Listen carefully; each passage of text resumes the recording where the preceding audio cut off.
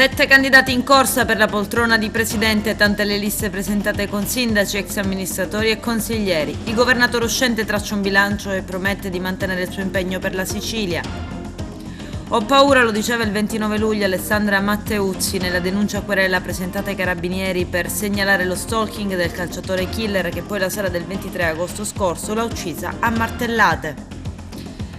A Caltanissette un ospedale è morto dopo alcuni giorni di ricovero e per complicanze connesse al diabete Alfonso Restivo, 85 anni, di Agrigento, conosciuto come Fofò Purtuso. Sorteggiato il calendario del girone A di eccellenza, 3 agrigentine nello stesso campionato.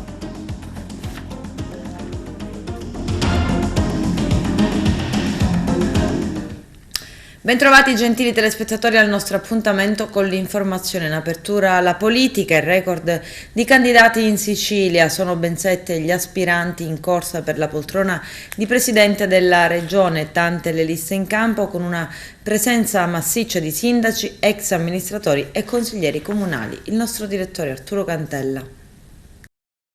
Si è chiusa ieri la fase preparatoria della campagna elettorale dopo tanti colloqui, incontri, riunioni. Le liste sono state presentate dai partiti per concorrere a un posto di parlamentare regionale alla prossima assemblea regionale siciliana.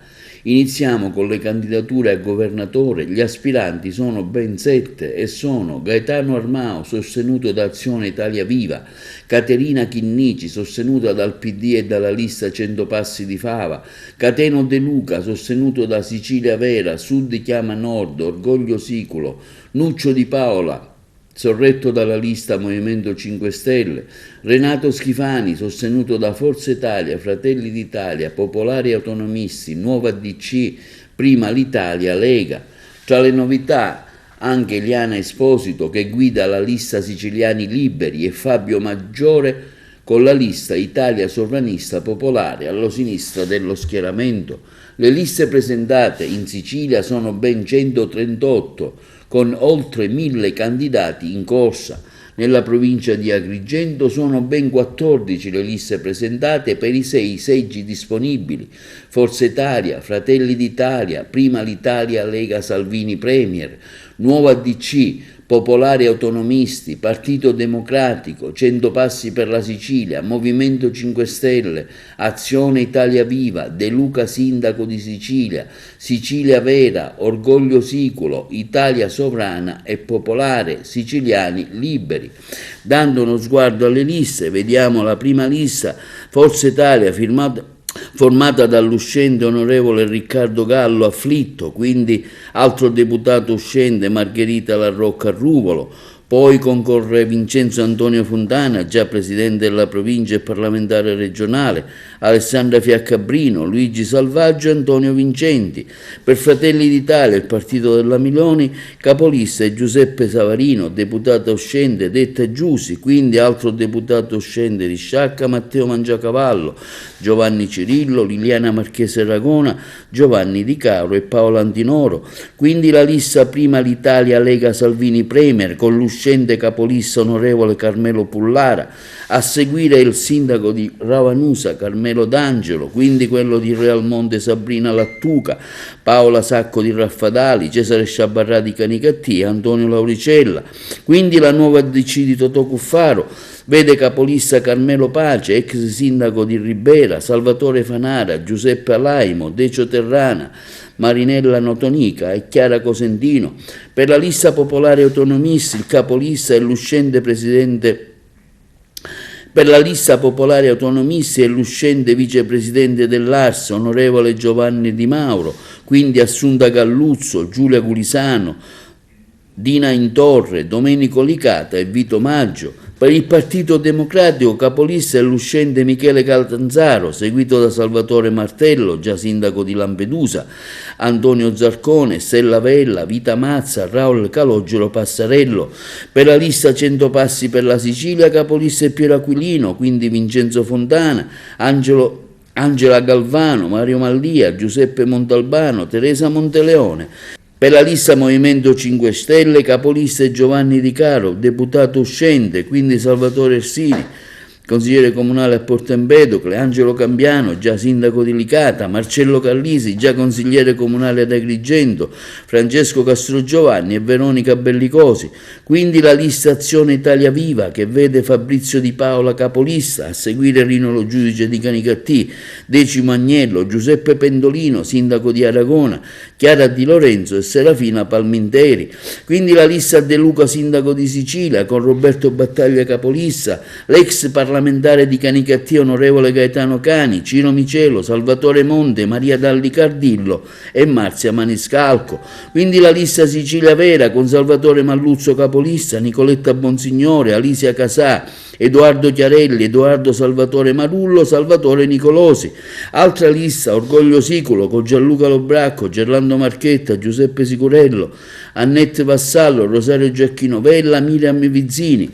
Quindi la lista Italia Sovrani e Popolari, con Fabio Maggiore capolista, Gerry Bavetta, Davide Amato, Marco Baiamonte, Silvia Bentivegna, Maria Franca Garro. Si conclude con la lista Siciliani Liberi, che vede capolista Mario Pagliaro, Raffaele Esposito, Anna Manzo, Marco Lodico, Giovanni Cappello, Antonio Norrito. Dopo le dimissioni e la candidatura in vista delle elezioni politiche 2022, Nello Musumeci fa un bilancio e promette di mantenere il suo impegno per la Sicilia. Vediamo.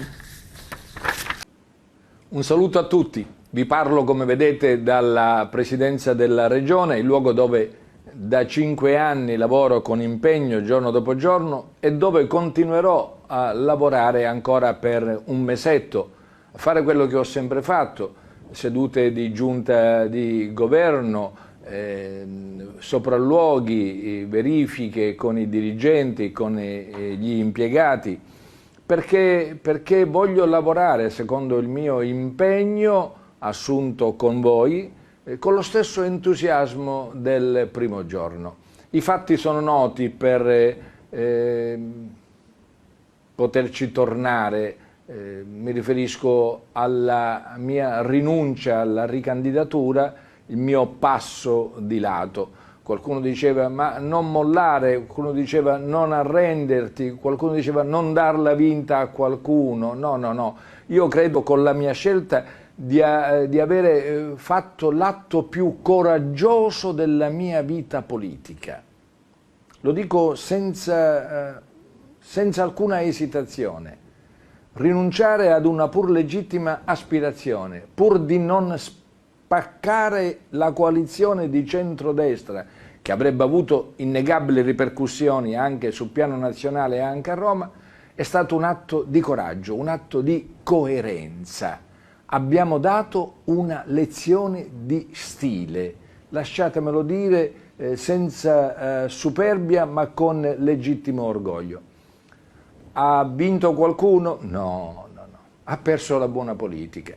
Ma andiamo avanti perché gli impegni continuano, perché dopo qualche giorno la leader del mio partito, di Fratelli d'Italia, Giorgia Meloni, mi ha chiamato dicendo non pensare di fare il militante soltanto, abbiamo bisogno della tua esperienza, del tuo impegno a Roma, e Roma è la città dove si fanno le scelte programmatiche, dove si decidono le risorse destinate al sud e alla Sicilia. A Roma si deve fare da sponda per il governo regionale, che in Sicilia non può che essere di centrodestra, guidato dal senatore Renato Schifani, al quale va il mio sincero in bocca al lupo. Ecco qual è l'impegno che io mi sento di assumere con i siciliani, quello di essere il punto di riferimento, quello di incalzare a Roma chi dovrà rendersi conto che questa terra non ha avuto finora la necessaria attenzione da parte dei palazzi e delle istituzioni della capitale. Vorrei essere il soggetto che io ho cercato per 5 anni senza averlo trovato. La Meloni vuole che sia io a capeggiare la lista al Senato per il proporzionale nelle 5 province della Sicilia orientale e mi ha voluto candidato nel collegio uninominale al Senato per la mia città, per Catania. La ringrazio per questo atto di fiducia, la ringrazio anche per avere voluto capeggiare la lista al Senato nella Sicilia occidentale. È una scelta di grande significato politico. Io credo che avremo occasione in queste 3-4 settimane di poterci incontrare, avremo occasione di poter scambiare le nostre idee. Troverete in me lo stesso punto di riferimento che avete trovato in tanti anni di impegno politico, perché la politica è un'arte nobile, non può essere profanata, non può essere derubricata a protesi per affrontare le criticità della vita. La politica è l'arte del possibile, diceva Cesare Pavese, ed io sono convinto che in questa nostra terra di Sicilia ci sia ancora tanto bisogno di buona politica lungo il percorso che abbiamo tracciato 5 anni fa e che siamo certi non sarà abbandonato. Giuseppe Arnone, docente e imprenditore originario di Favara in provincia di Agrigento, presiede la Fondazione Italiani in Europa e presenta la sua candidatura alla Camera dei Deputati nel Collegio Europa con la lista di centrodestra Salvini, Berlusconi, Meloni. Vediamo. In continuità con il suo impegno verso gli emigrati siciliani all'estero, Giuseppe Arnone di Favara si candida per il Collegio Europa. Arnone, già presidente della Fondazione Italiani Europa, si è sempre indirizzato verso la valorizzazione delle eccellenze siciliane che sono dovute andare all'estero in cerca di uno sbocco lavorativo. Recentemente il professore Giuseppe Arnone ha anche organizzato una kermesse a Favara denominata Quarta Festa delle Eccellenze Italiane in Europa, che ha visto momenti di incontri culturali e approfondimenti su tematiche del nostro territorio, risorse e tipicità, con qualificate professionalità che hanno ben rappresentato le tematiche sopra esposte. Ora il professor Giuseppe Arnone cerca il consenso degli italiani in Europa per poter bene rappresentarli in Parlamento, le loro istanze, le loro aspettative, concetti ben spiegati nel corso della conferenza stampa che ha tenuto a Favara. Stamattina mi sono rivolto agli italiani, ai siciliani, ai favaresi per raccogliere un invito a non sprecare il voto per un fatto di diritto-dovere di essere rappresentati nel Collegio Europa, dove possono votare gli italiani iscritti all'AIRE, all'anagrafe italiana residente all'estero. Ho voluto dire come si vota spiegando le modalità di voto, contro la furbizia dei patronati e di chi ricerca i plichi per votare al posto vostro. Fate valere il vostro dovere, barrate il simbolo della Camera Salvini, Berlusconi, Meloni e votate Giuseppe Arnone. Quali punti del suo programma?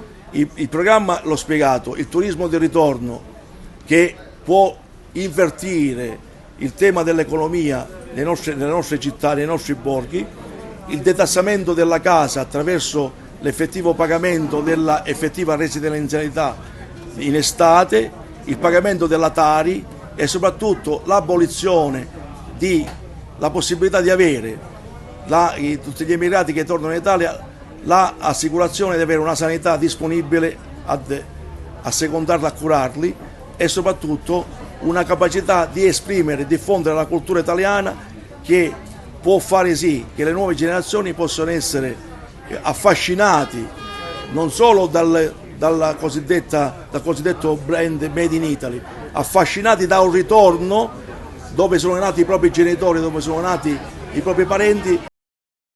Incidente mortale stanotte in via Lanza di Scalea allo Zen, all'altezza della rotonda, poco prima del velodromo a Palermo. La vittima è Andrea Iello, 29 anni, che percorreva la strada in direzione della città in sella una moto. I rilievi sono stati eseguiti dall'infortunistica della Polizia Municipale. Secondo una prima ricostruzione, Iello avrebbe perso il controllo del suo mezzo e avrebbe fatto un volo di diversi metri per finire sull'asfalto. Dopo l'incidente è stata chiamata un'ambulanza del 118, ma per la vittima non c'è stato nulla da fare. Dopo i diverbi avuti a inizio giugno con il compagno, tutte le volte in cui ho accondisceso alle richieste di Padovani è stato per paura di scatenare la sua rabbia, lo diceva il 29 luglio Alessandra Matteuzzi nella denuncia querela presentata ai carabinieri per segnalare lo stalking di Giovanni Padovani, che poi la sera del 23 agosto l'ha uccisa a martellate dopo averla aspettata sotto casa a Bologna. Alla luce di tutte le occasioni in cui è riuscito ad accedere al condominio dove abito, ho sempre timore di ritrovarlo davanti ogni volta che torno a casa o quando apro le finestre, aggiungeva la donna. Alessandra Matteuzzi ha denunciato di essere controllata costantemente sui social dal compagno.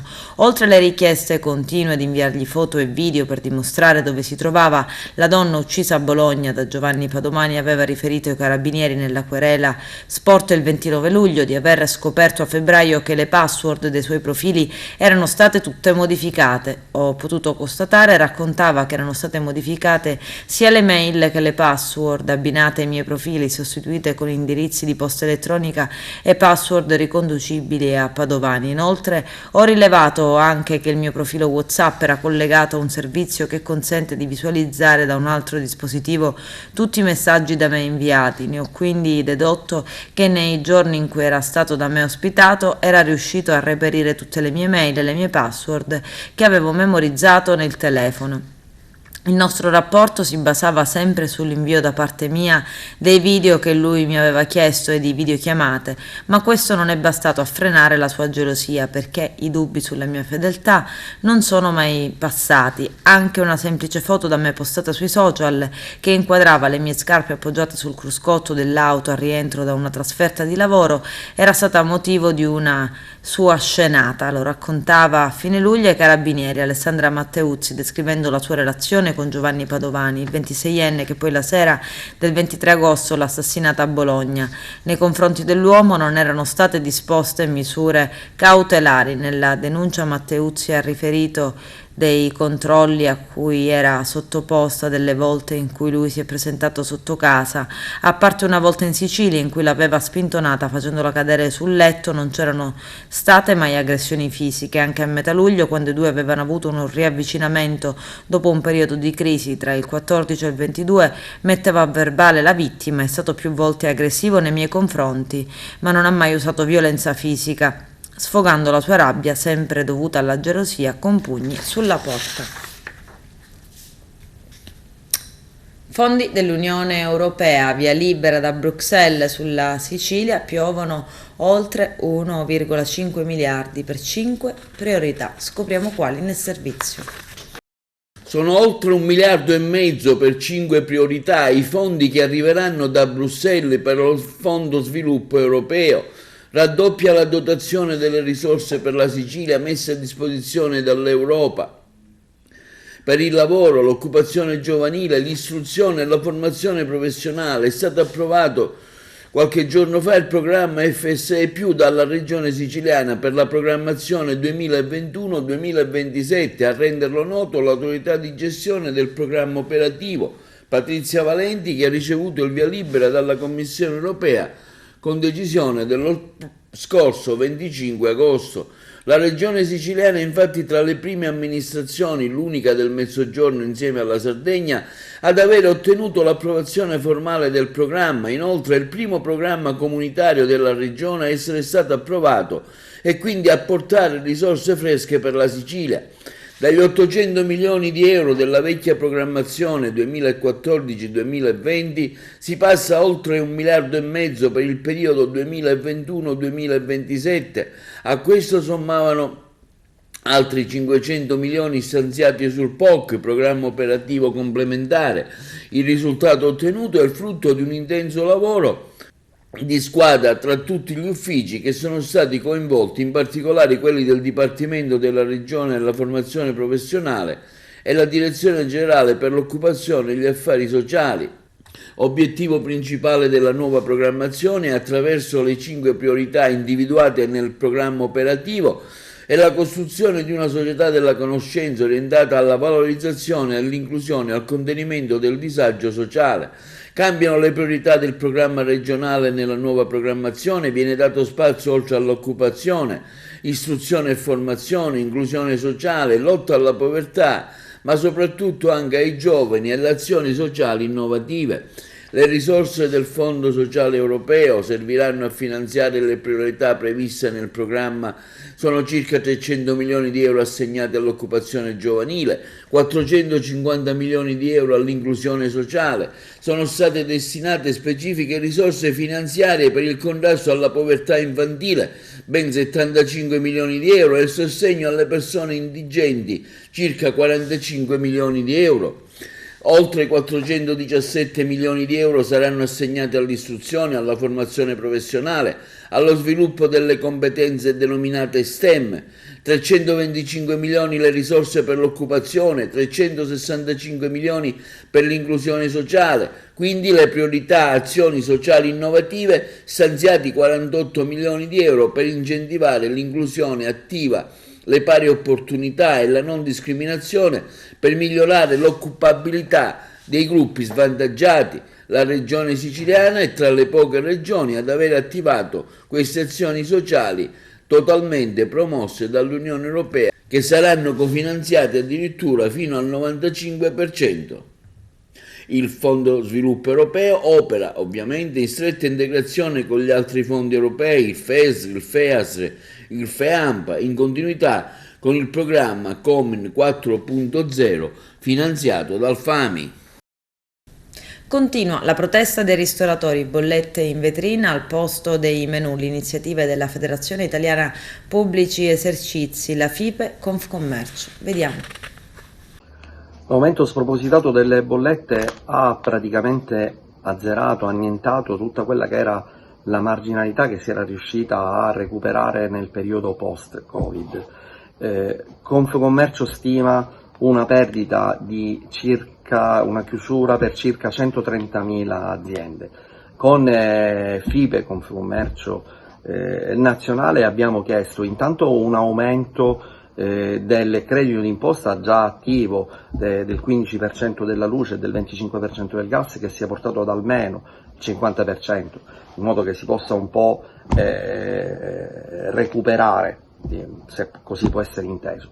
E poi abbiamo promosso un'iniziativa che si chiama Bollette in Vetrina, dove tutte le attività commerciali del food and beverage, ma chiunque in generale, può assolutamente partecipare, aderire, esponendo quelle che sono le bollette e il relativo aumento, con uno schema prefissato, un paragone tra luglio 2021 e luglio 2022, e così dare una piccola giustificazione, ove possibile, ove serva, per quello che sarà ovviamente il naturale e conseguente aumento dei prezzi al tavolo e anche al banco, in modo da volere un po' giustificare, ma noi sappiamo che la gente comprende assolutamente. Speriamo comunque in un ulteriore intervento più sostanzioso, più corposo, che ci possa permettere di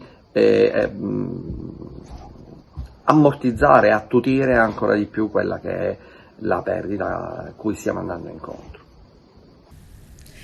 Covid, i contagi continuano a diminuire, sotto controllo anche i ricoveri. Queste le parole del commissario dell'ASP di Agrigento, Mario Zappia, nel consueto appuntamento settimanale sulla situazione epidemiologica in provincia. Vediamo. Ultimo appuntamento di agosto, siamo al 26, mi sembra, sì, fine di 26 agosto, situazione pandemica nella nostra provincia. Vi siete abituati a questo appuntamento, alcuni di voi lo richiedono, quindi sono contento dell'attenzione che date sui dati, ovviamente, non sulle persone. Abbiamo confermato che il trend dei nuovi casi positivi è in diminuzione, così come avevamo preannunciato all'inizio dell'estate. Adesso siamo alla fine dell'estate, i casi si sono ridotti, non siamo mai arrivati a livelli di poche decine, perché purtroppo questo è un andamento che non possiamo aspettarci, soprattutto se voi fate attenzione al numero di tamponi positivi rispetto al totale. Su 4.400 tamponi questa settimana, quasi 1.500 positivi, quindi il 33% di tamponi positivi ufficiali, perché non parliamo di quelli non ufficiali, significa che il virus continua ad albergare fra di noi, continua a circolare e fa qualche danno, di cui parleremo un attimino alla fine. Il dato ovviamente che si conferma sempre molto basso, è 332 vaccinazioni totali in una settimana, di cui 224 quarte dosi.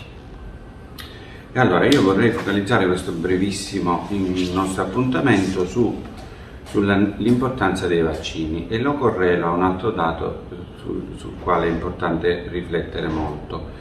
Allora, l'importanza dei vaccini, soprattutto delle quarte dosi e la nuova dose quando uscirà a fine settembre-ottobre per tutti noi, ovviamente i sanitari in primis, è perché ti rimette in funzione quelle difese immunitarie che noi non abbiamo più quando abbiamo superato i 60 anni.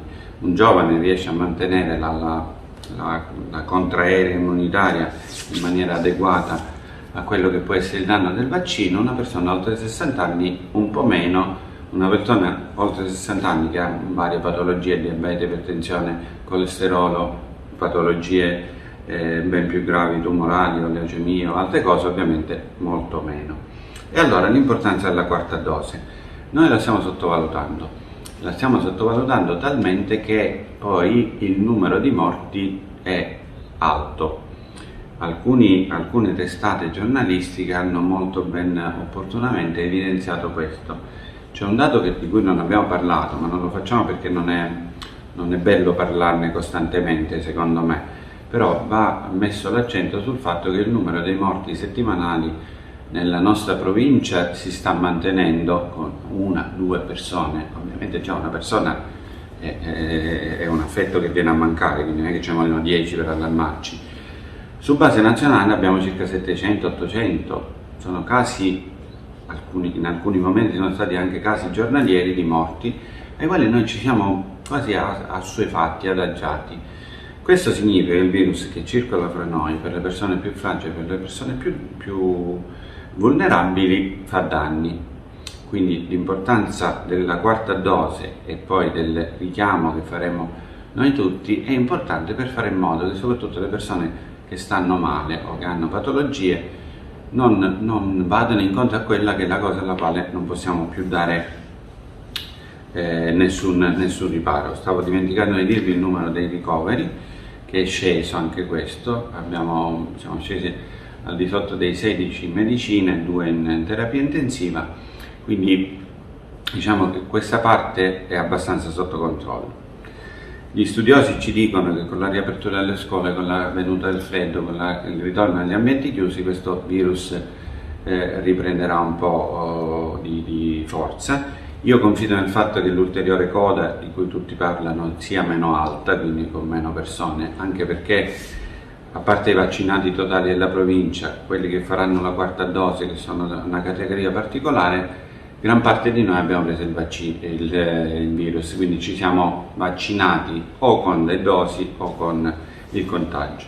Quindi mi immagino che questa coda di cui tutti parlano sarà un po' meno pesante, almeno come numericamente.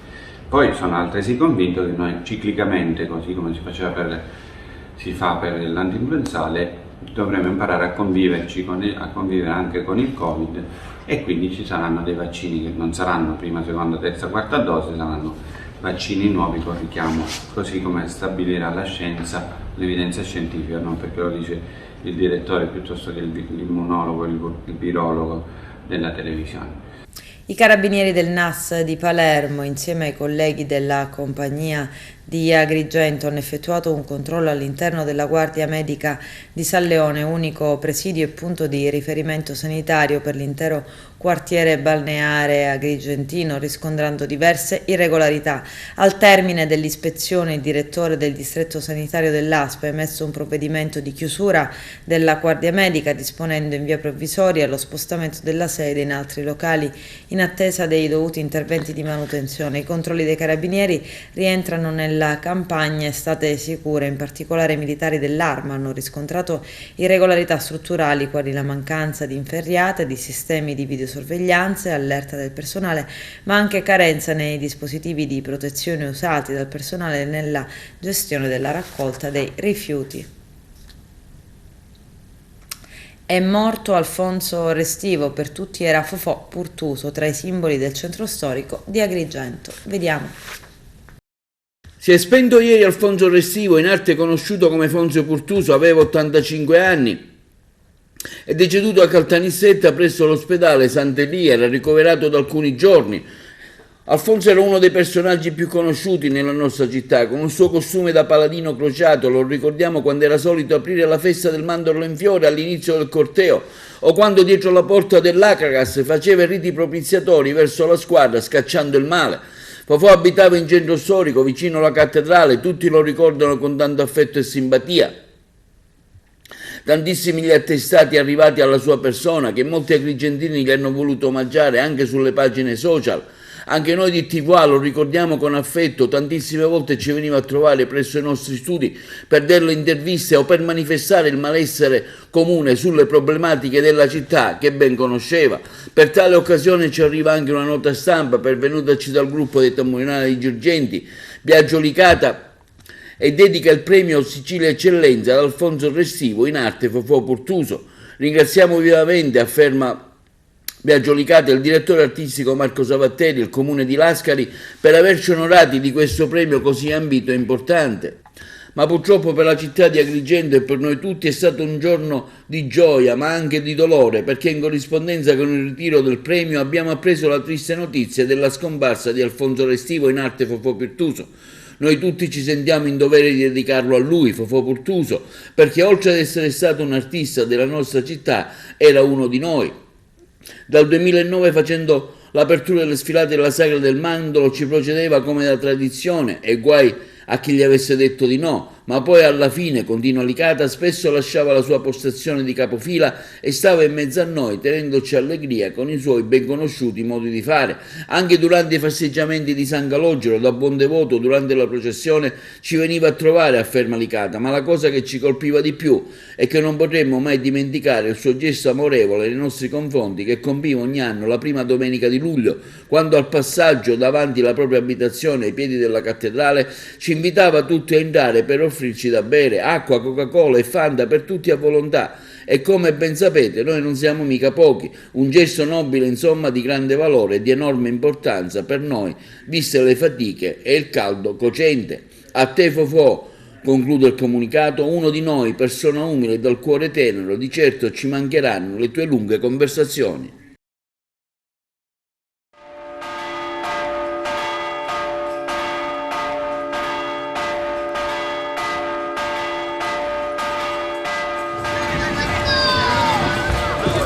Fofò Purtuso e che rappresenta la maschera siciliana. Forza Fofò! Il personaggio più folcloristico della nostra città, Fonzio Purtuso. Eccezionale davvero Fofò Purtuso. Forza Fofò! Adesso una, adesso due.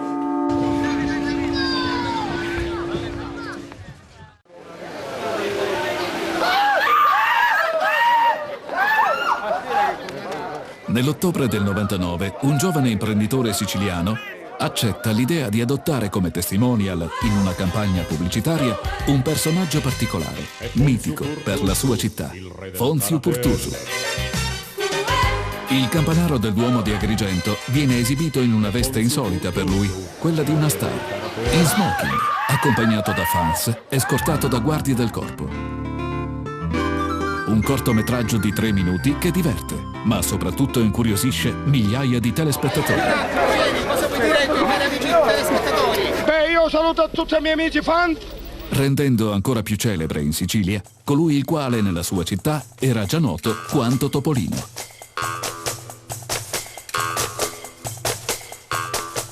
Negli anni 70 l'uomo rappresentò la mascotte della squadra di calcio del luogo, l'Acragas, indossando le vesti che lo hanno reso celebre, quelle del paladino crociato. Costume che Fofò esibisce da diversi lustri durante la Sagra del Mandorlo in Fiore, importante festival del folklore internazionale. Manifestazione che raggruppa annualmente in primavera nella Valle dei Templi migliaia di persone provenienti da tutto il mondo. Sempre in prima linea, come una specie di eroe, col suo elmo ricavato da un fusto di cartone e la sua spada finta, Fofò sfila per la sua iniziativa da un quarto di secolo. ricevendo negli anni diversi trofei simbolici. E pur non sapendo né leggere né scrivere, firma tantissimi autografi ai suoi fans. Un uomo semplice, molto religioso, con una grande voglia di protagonismo che lo porta ad essere un personaggio discusso e amato, che si è meritato negli anni persino una canzone, scritta dal cantante folk Giovanni Moscato, ma anche una cartolina e un calendario. E per ultimo, un film voluto dalla sua incredibile voglia di recitare e di essere ovunque protagonista assoluto.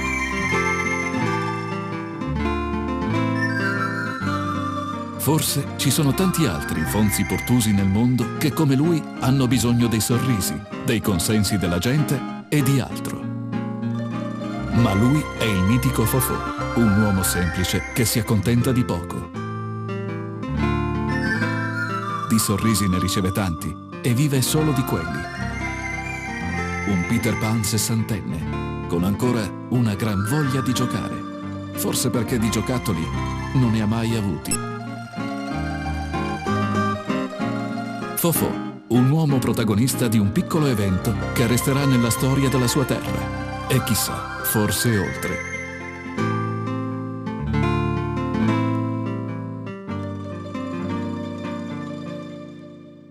Un giorno i bambini a Carnevale si vestiranno da Fonzio Portuso.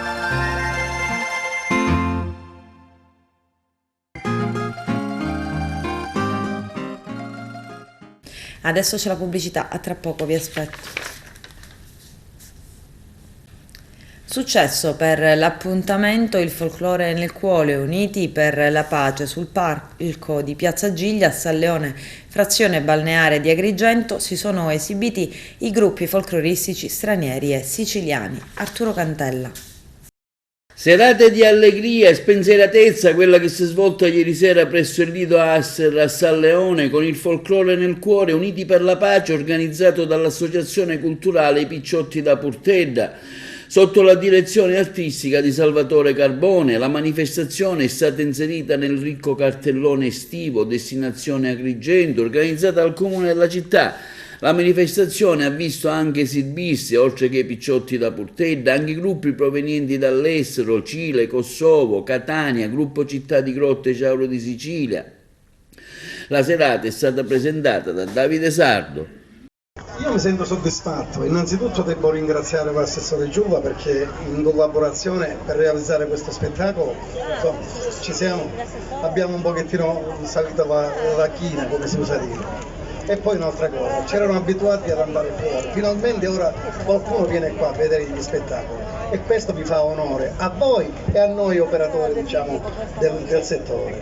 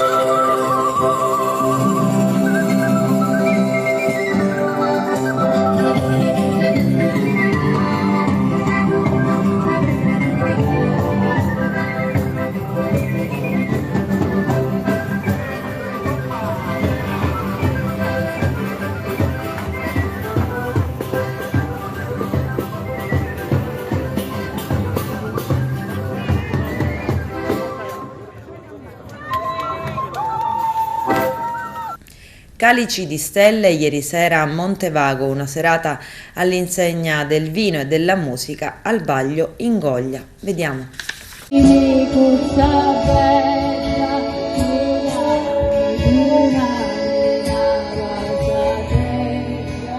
Calici sotto le stelle con buona musica, tanta gente, un momento anche questo di aggregazione che valuta quello che è questo sito sempre più bello, e vedo che i montevaghesi sono particolarmente legati al luogo. Ci abbiamo alla conclusione dell'estate da un lato e dall'altro lato ci prepariamo ad un altro momento bello che è quello della Sagra del Vino, che si terrà nel weekend del 9 e 10 di settembre.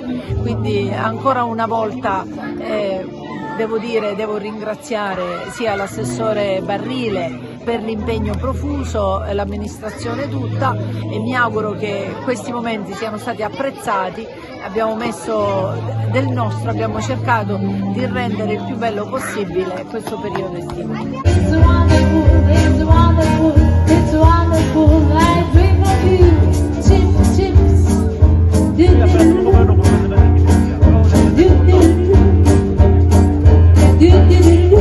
Festa della musica Real Monte, location dell'evento Villa Romana. Vediamo. Questa sera abbiamo questo compito immane di rendere ancora più bello questo luogo, che già lo è, con la musica. Lo faremo e lo stiamo facendo con grandissimo stupore di tante persone che sono venute. Questa sera avremo la possibilità di ascoltare giovani talenti, meno giovani, concertisti affermati, che ci faranno ascoltare musica che attraversa diversi secoli, dal 500 fino ai nostri giorni. Quindi un tipo di musica colta, musica impegnata, ma ci saranno anche dei brani un pochettino più leggeri. Comunque un repertorio accessibile a tutti. Ci conforta la presenza di tante persone che sono venute, e quindi riteniamo che questo sia un sito, sia un genere, siano delle serate che sicuramente vale la pena di fare, perché stiamo vedendo che c'è un ottimo riscontro, e quindi attraverso i nostri musicisti del territorio e anche agli amici riusciremo a portare avanti queste iniziative, perché si può e si deve. Noi vogliamo fare crescere e promuovere il territorio di Real Monte in direzione della bellezza, e quello di questa sera è un esempio, il Festival della Musica con tanti talenti giovani, grandi professionisti che allieteranno i nostri ospiti.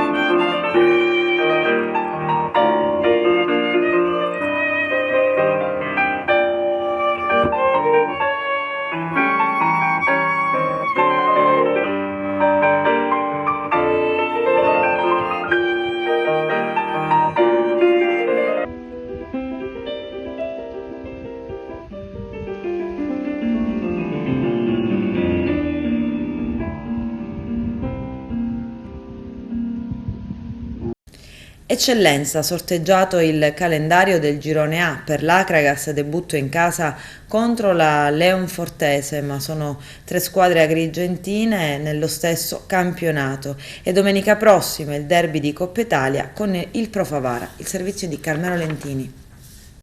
Si ritorna in campo ufficialmente per disputare la prima gara di andata del torneo di Coppa Italia Gianfranco Provenzano. Lo stadio Esseneto sarà teatro della sfida tra Acragas e Pro Favara, che rispetto alla scorsa stagione hanno migliorato i propri organici, partendo dalla riconferma dei rispettivi tecnici Nicolò Terranova e Francesco Tudisco. L'esordio in Coppa della scorsa stagione è stato divergente per entrambe le squadre. L'Acragas infatti se la vide con le case a termine, riuscendo poi a superare il turno, così come anche il Pro Favara, che affrontò con successo il Canicattì, poi approdato in Serie D. Una gara dal sapore particolare che prevede il pubblico delle grandi occasioni, per la forte vicinanza delle due città. Tra l'altro l'evento coincide con l'uscita dei nuovi calendari di eccellenza che propone la prima gara di campionato. Proprio il 4 settembre vedrà esordire l'Akragas all'Esseneto con la Leonfortese e il Pro Favara anch'esso tra le mura amiche con il Don Carlo Misilmeri. Ecco perché c'è tanta curiosità tra le rispettive tifoserie che non vedono l'ora di vedere all'opera la squadra del cuore. Ritornando al calendario diramato dalla LND nella tarda mattinata di venerdì, quest'anno saranno 3 le squadre agrigentine partecipanti al torneo di eccellenza. Infatti il Casteltermine è stato retrocesso in quello di promozione. Ma vediamo quale sarà il percorso biancazzurro per quanto riguarda i derby. Il primo sarà Sciacca contro l'Unitas il prossimo 16 ottobre, con il ritorno il 12 febbraio del 23. Domenica 30 ottobre all'Esseneto i ragazzi di Terranova sfideranno invece il Pro Favara, mentre il ritorno è programmato per il 26 febbraio, sempre del 23. Ma prima di allora ci sarà da onorare il doppio incontro di Coppa Italia e la tensione inizia a salire. La gara, che inizialmente era stata programmata per le ore 16, verrà giocata invece a partire dalle 17. Circa le formazioni da mandare in campo, è chiaro che, essendo ad inizio di stagione, entrambi i tecnici cercheranno di schierare più calciatori possibili per farli entrare presto nel clima agonistico. Potrebbe trovare spazio l'ultimo arrivato, vale a dire l'esterno sinistro basso Alessio Mandina, agrigentino puro sangue, classe 2000, cresciuto proprio nelle giovanili biancazzurre. Si tratta di un ritorno dopo un girovagare per alcuni campi di Serie D come Lavello, Siracusa e ultimamente Licata. Per questo derby è stata scelta una terna tutta trapanese. L'arbitro infatti sarà Flavio Giuseppe Bertolino di Trapani, con assistenti Lorenzo Poma e Vito Bensorte, anch'essi di Trapani. Per quanto riguarda l'Unitas Sciacca, rigiocherà al Marino di Castelvetrano la sfida di Coppa con il Castellammare. L'arbitro sarà Giuseppe Matranga di Palermo, con assistenti Vincenzo D'Alberti di Marsala e Vincenzo Settipane di Trapani. Queste invece le altre gare del girone in programma questa domenica. Oltre le già citate Akragas Pro Favara e Unitas Sciacca Castellammare, si giocheranno Misilmeri Marineo, Leonfortese Enna, questa gara si giocherà a Troina, Gela Nissa, Parmonfalde Casteldaccia a partire dalle ore 17, Resuttana Cus Palermo, Mazzarese Mazzara. Le gare di ritorno si giocheranno invece mercoledì 7 settembre, però a partire dalle ore 15:30. Con questo è tutto, termina qui l'edizione del telegiornale. Grazie per la gentile attenzione e per essere stati con noi. A presto.